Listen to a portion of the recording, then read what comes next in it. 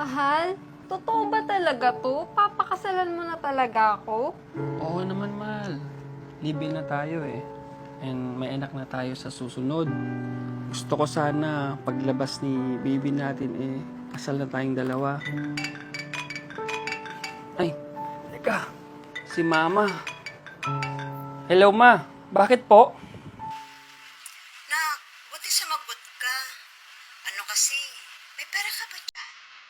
Kailangan mo sana ng pera para sa pinapagawa mo dito sa bahay. Sige ma. Pag dumating po pera ko, papadala ako dyan. Ako, maraming salamat anak ha. Sige na, baka may trabaho ka pa dyan. Hintayin ko na lang padala mo ha. Sige po ma, asahan niyo po. Magbibigay ka na naman ng pera? Oo, mahal.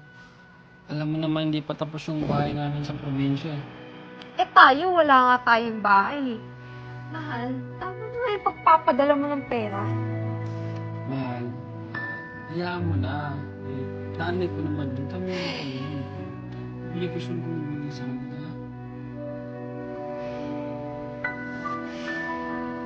Oh, mahal, saan ka pupunta?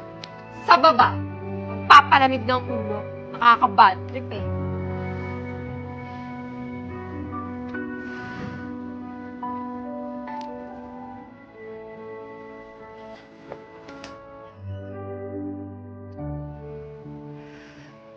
Mahal, wala ka na ba talagang extra dyan? Ang dami kong kailangan biling gamot to para lumakas na rin yung kapit ni baby. Mahal, pasensya na talaga. Naibigay ko lahat kay mama eh. Or, Ilang beses ko na ba kasing sasabihin sa'yo na itigil mo na yung kakapadala ng pera sa mama mo? Yan tuloy, pati tayo nawawalan. mahal, mama ko yun. Kailangan nila ng pera. At ako lang inaasahan nun. Alam mo namang panganay ako, di ba? Ay nako, ewan ko sa'yo.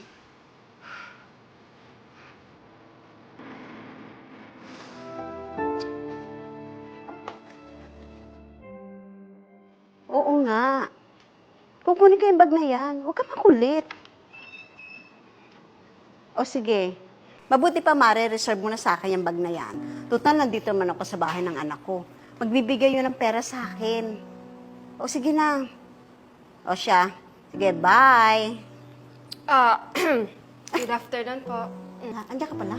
Nandito po pala kayo. Oo, kasi humingi ako ng pera sa anak ko. Ando siya sa taas kumuha ng pera. Mahal, andyan ka na pala. Ay. Ma, ito yung pera. Savings to namin ni Pay, pero... Ba't parang parating galit kapag nagbibigay ng pera sa akin ng anak ko? Ma, hindi naman po sa ganun. Ano gusto mo palabasin? Ikaw ang bigyan? Baka nakakalimutan mo. Anak ko siya. At may mga kapatid siyang pinag-aaral. Alam mo, Pay, pinili kita kasi akala ko maintindihan mo ko. Pero, nagbumuk ka ng pera eh. Bawa, ako pa yung mukhang pera ngayon. Totoo naman ah. Grabe.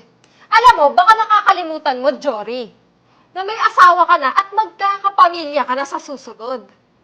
Yung mga inipon natin, binibigay mo lang sa mama mo. Paano naman ako? Paano naman yung pamilya natin? Paano naman yung magiging anak natin? Mahal, may trabaho naman ako ah. May trabaho nga, pero wala namang nakalaan para sa atin. Alam mo, Jory, kung hindi pa pala tapos yung obligasyon mo sa magulang mo bilang anak, sana hindi ka na lang nag-asawa. Eto, sa'yo na to.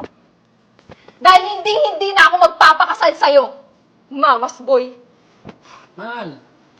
Mahal!